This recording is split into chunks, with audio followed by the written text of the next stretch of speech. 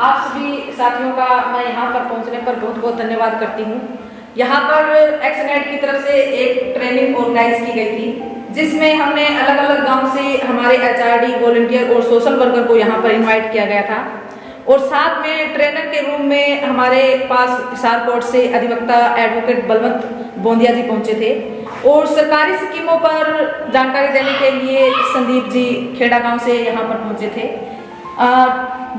Advocate Balwant Bondiya जी specific social worker भी हैं और एडवोकेट भी हैं हिसार कोर्ट के अंदर।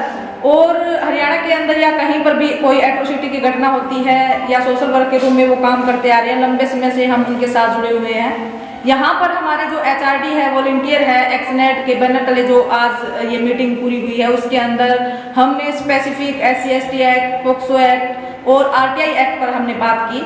और साथ में हमने क्या क्या प्रावधान इन एक्टों के अंदर दिए गए हैं और कैसे हमें FIR दर्ज करवानी चाहिए। और जब पुलिस प्रशासन या जो ऊपर के जिला प्रशासन है वो हमारी FIR पर कार्रवाई नहीं करता, तो हमारे पास क्या क्या स्टेज उपलब्ध है जिन पर हमें कार्रवाई करवानी चाहिए और कदम उठाने चाहिए। इसी के साथ जो संदीप जी खेड़ा गांव से आए थे, उन्होंने लेबर डिपार्टमेंट, मनरेगा स्कीम और दीनदयाल योजना के बारे में हमें विस्तार से बताया। और साथ में हमारे वॉलंटियर और एचआरडी जो हैं उनको आश्वासन दिया कि जब कभी भी आपको इन सरकारी स्कीमों की जानकारी होगी तो हम अपने आपके गांव स्तर पर हम कैंप लगाने का भी काम करेंगे और आम जो लोग हैं, गरीब लोग हैं, उनको सरकारी योजना पहुंचाने का काम करेंगे।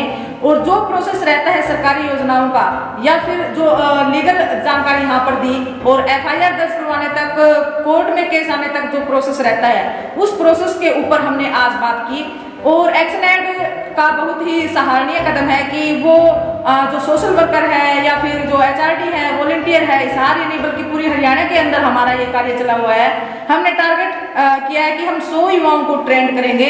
हमारी ये दूसरी मीटिंग है। पहली हमारी ट्रेनिंग गांव आर्यनगर में हुई थी, उसमें भी हमने ऐसे ही एक मीटिंग की थी। वहां पर भी अधिवक्ता साथी पहुंचे थे, सरकारी स्कीमों पर जानकारी देने वाले हमारे साथी पहुंचे थे। उन्होंने बखूबी से वहां पर बहुत अच्छे से समझाया कि कैसे पोक्सो एक्ट के अंदर कार्रवाई करनी चाहिए, कैसे हमें FIR दर्ज करवानी चाहिए, कंप्लेंट हमें कैसे लिखनी चाहिए, इन चीजों के बारे में जानकारी दी। और आज हमारा ट्रेनिंग का दूसरा दिन था, जो हमारे हिसार के कुम्हार धर्मशाला में आज हम ये ट्रेनिंग कर रहे हैं। इसके बाद 2 और ट्रेनिंग होगी जो अलग अलग लोकेशन पर है। तो मैं फिर से हमारे जो